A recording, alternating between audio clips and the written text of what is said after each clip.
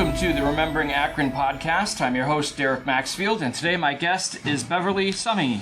Welcome, Beverly. Thank you. Thank you for having me. Well, it's nice to meet you. So let's get your story. You were born in Batavia. Yes. Were you born in a hospital or were you born at home? Hospital. Okay. In 1949, that is just at the beginning of the Korean War. So you are a baby boomer, huh? Post-war baby? Sort of, yeah. I guess so. Did you have anybody in your family that was in World War II? No. No, just after that. Okay. Tell me about your parents. Oh, my parents come from a long line of Akronites. My mother's maiden name was Edie, or Edie, E-A-D-I-E. And my dad, Hubert Eldred. Eldred is a long name to historical who's who in Akron. So Okay. Tell me a little bit about their backgrounds. Where did you said they were both longtime Akronites? Right. Do you know the genealogical history of those families?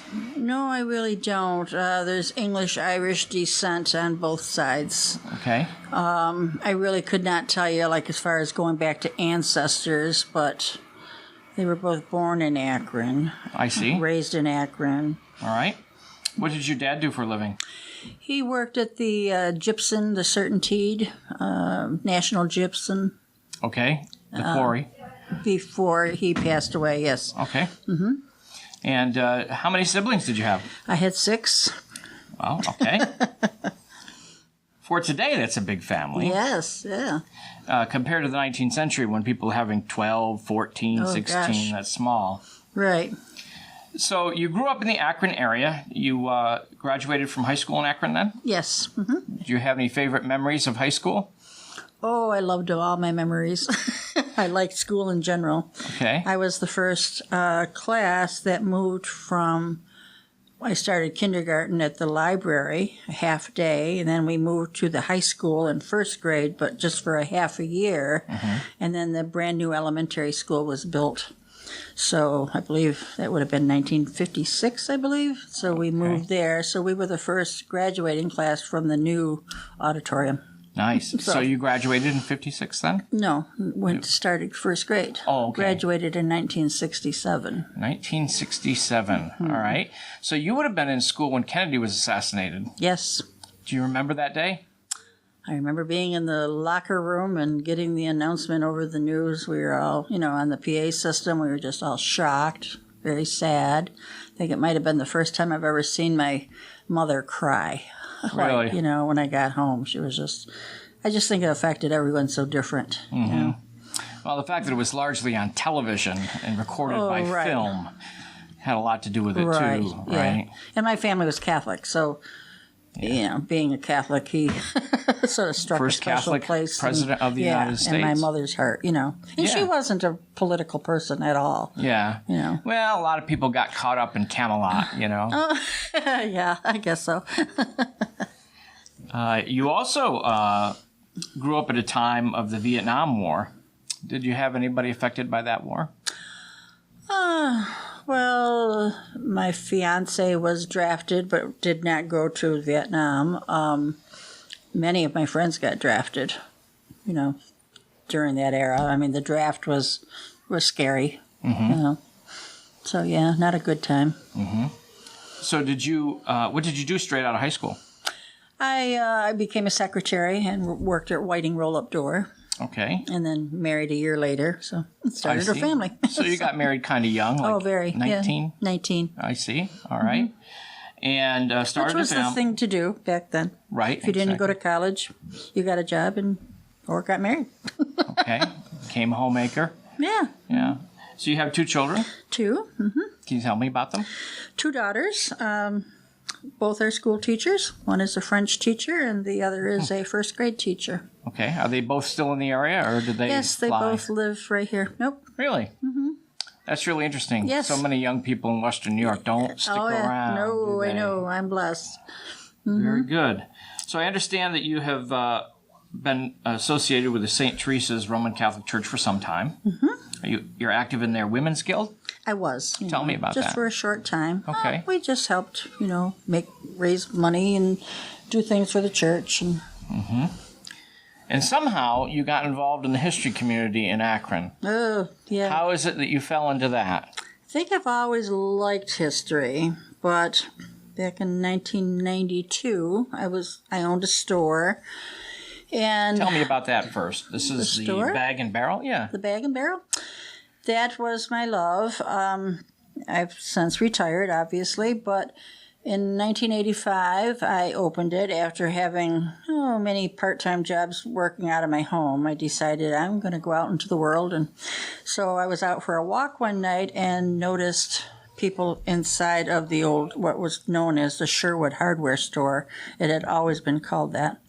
And they were working, and I'm thinking, wow, I wonder what they're doing with that. So I knocked on the window and said, what are you doing? They said, we're just going to modernize it and rent it out, because they, too, tried to hold a new hardware store, but it didn't work out for them, because now you got chain stores and everything else, so they didn't last long.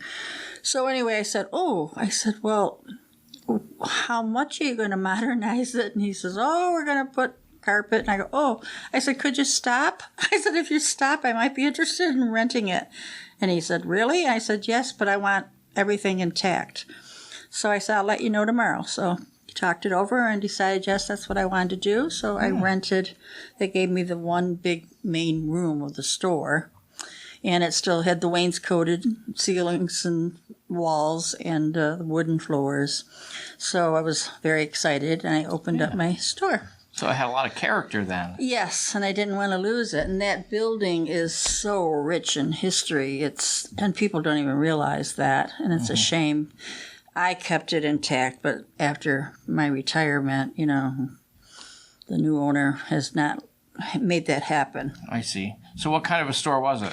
It was started off as an old-fashioned. I wanted it to be like a country store, candy, goodies, little trinkets or whatever.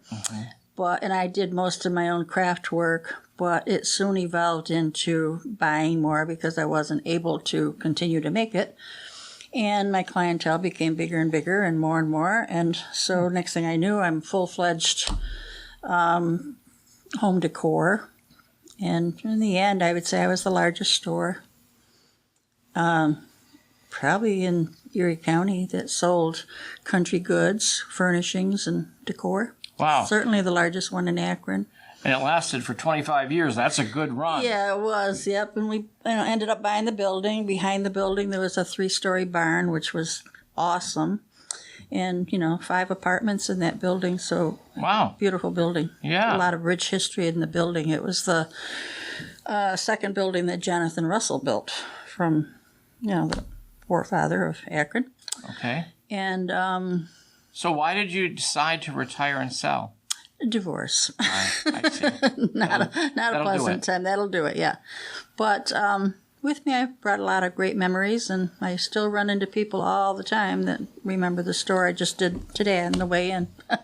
That's wonderful. Yeah. So we were talking about you getting into the history community here, and that we got sidetracked, but still this country store sounds like it was, a very historical building. And well, I think that's why. And, I'd like to just, if I can, just go back there a little bit. Yeah. Upon taking over more than one room of the store and growing until I eventually bought the building. And when we got to the one room to remodel, it was, you could tell it had never been touched. They must have always used it for storage. And, of course, I remember as a child growing up, it was the Sherwood hardware store. And that was, anybody that knows history, the Sherwood hardware store was just, wow, it was the hardware store.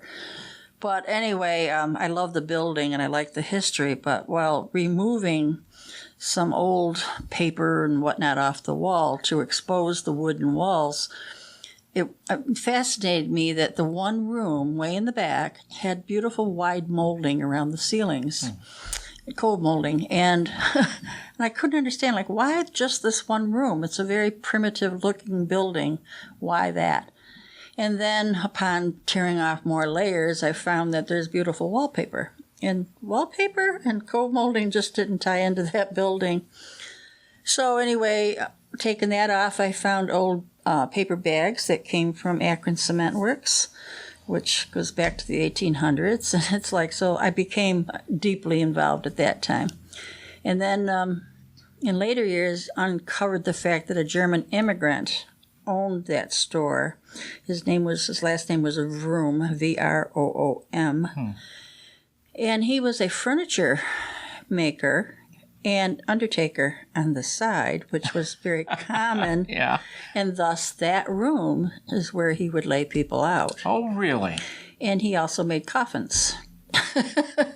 So in that process of uncovering the wood on the staircase, I'm reading a sign and I'm piecing it together, which was all cut up in like a triangular shape for the staircase. And I'm like, what is that? And I could never figure it out. And you could see, you knew it was furniture. So I thought, okay. And then it dawned on me, I saw OOM, ROOM. So it had to be room furniture. And then in going back in other pictures, I could see that same kind of writing on things. So anyway, I figured he must have cut up his old sign, or somebody did, and used it in that building of the back staircase. And then one day at auction, when now I'm involved with the Historical Society and acquired a household of furnishings, a table came up for auction, and the auctioneer couldn't even get $1 bid on it. He says, oh, come on, people, just give me $1 here. And so the young man that was working for him said, I'll give you $1. So he said, okay, who's going to bid, more? And he tried to raise it up. Nobody would bid. So he said, okay, sold for $1. When the young boy picked it up, he picked it up with the bottom facing the crowd.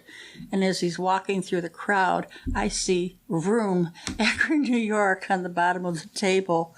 And I almost died. I said, oh my gosh, I want that table.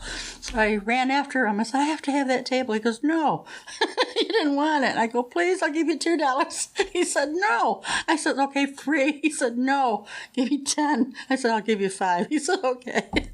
So I got this table that was sold in my store. That's neat. Isn't that neat? Now, did you come across any funerary artifacts? No. Nothing like that. Interesting. Yeah. That is a really cool story. Yeah, I love it. Yep. So you became a member and then even more involved in the Newstead Historical Society. And from head to toe then. Yeah. I jumped in totally. That became my real love, I guess. And you're still involved today? In a different manner now. But yeah, they came to me. The lady that was doing the same job before me passed away suddenly one afternoon. And so the board didn't know quite what to do, how they were going to finish this octagon house, and because it was basically at that point just gutted. So anyway, I said... This is the rich twin house? Yes. So I said I would see what I could do, and of course, I'm in my... Maybe at that point, 1992, I would have been like 40. So to those members, I was just a young thing. Not to be trusted because I'm too young. I've heard that one before. Yeah. But the average member there was between 70 and 80 at that point. A lot of... Very common these days with historical societies. Not a lot of young blood. New. And there was one man in particular that worked there full time. He was the only paid person, and so he would work there. And so now I come on the picture, and he told me right out, don't be thinking you're going to come in here and move things or change things. And so, okay, but every Wednesday on my day off, I would go there and just to clean the house because it was no more than a pile of plastered dust and globs of plaster hardened on the floor. There was no woodwork. The plaster had just been finished, but everything else was gutted, no flooring, we were walking around on timbers. And so anyway, but I continued on with giving tours and teaching people and training docents to give tours. And I finally made up my mind, if I'm going to have this job, I'm going to jump in and do it right. So I did, educated myself through, books and everything I could read. And the lady that died, her husband just didn't want to let anything go, anything that she had, so I had nothing to work with. And I kept saying there must be, but he just wouldn't work with me. He was just heartbroken. So it took many years, and he finally warmed up to me, as did the man that worked in the house. And one day I said to him, the man that worked there, I said, look, I'm going to start decorating, so you need to empty out this room. It was filled with saws and buckets of empty plaster, and he was a hoarder to begin with, so it was just loaded. And he goes, well, what am I going to do with it? I go, I don't know. You'll have to figure it out. I said, I'm ready to start. Well, what do you think you're going to do? And I said, well, we'll find out next week. Have it ready. And I left. And he did have the room emptied out for me, and we got things out of storage, and I did decorate one room. Still didn't have woodwork, but that's how it began. And then slowly I did work and to complete the house of its decor. I worked with Benjamin Moore for color selections. I had access to a lot of wholesale items through my business, wallpaper and curtains, and I was also responsible for raising money by dealing with people directly that wanted to donate, and they started donating beautiful things for the Octagon House and giving more and more tours and completing the house, and Wow. And you yourself became director one day. Well, yeah, right away at that point. I see. Started off with the then president of the Historical Society came in and said, so you think you can help us, huh? And I said, well, I'll try. She says, well, we'll see about that. She says, we have our first meeting tonight. You show up. And I go, okay. And I was so nervous. And she says, and don't be late. And I said, oh, no, I won't. And she said, you can write. Or no, she left, started to walk out my door, and she said, as a matter of fact, you can be our secretary. I said, oh, no, I don't want to be secretary. I'll just come and help. What, you can't write, she said? I said, well, yeah. She goes, okay, you'll be our secretary. So I got thrown in to becoming their secretary right away that night. And just lovely old people, but I'm telling you, I've learned more from, I'll take it to my grave with me, with everything that I've learned from these wonderful old people that took me under their wing and shared their stories of Akron, and it was just beautiful. I mean, I love it, each and every one of them. And I could see it changing.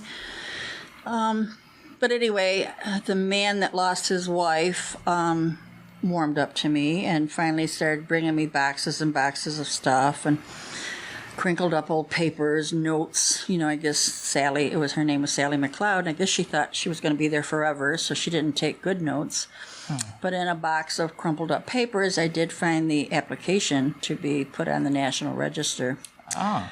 So thank goodness I had it, and then contacted them and worked directly with the Department of Interior. And not only did we get listed on the state register, but the national. Nice. Yeah. And what year was that?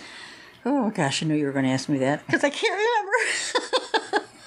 I don't know. Isn't that something? It was, I guess the date to me was unimportant. All right. But anyway, yeah, very, very proud of that. I mean, and it wasn't me alone. I don't mean to imply that, because there were a lot of hardworking people, but I will say that I was the person holding the reins for a long while, 17 years, 19 years, something like that. Yeah, so you've retired from that job? Yes, new young blood came in that thought they could do it better, and I was going through that terrible time of my divorce, and I thought, I don't need this, and so I reluctantly walked away. It was the silliest thing I ever did in my life. I'm much stronger today, and I never should have done that. But how long ago was that? Probably 9 years ago. All right. Yeah. So, but it's still very near and dear to my heart. But Awesome. Yeah. I love it. Well, let me give you one last question, probably the hardest of all. Oh boy. So let's say that 2 generations from now, one of your grandchildren is talking to their children. You're not here anymore. Yeah. What would you hope that your grandchildren would say to their children about you? They probably, knowing them, would probably just think that one of them calls me Nana and the other 2 call me Mimi. And they would probably just say that Mimi would have had that done for you.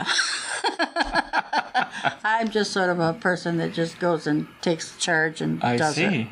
So I'm sure they would have just been thinking if Mimi were here, she would do it. All right.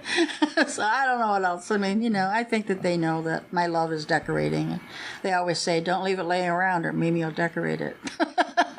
So And on that note, thank you, Beverly, for joining us. you're welcome. Thanks for listening in, and remember to tune in to the next episode of Remembering Akron.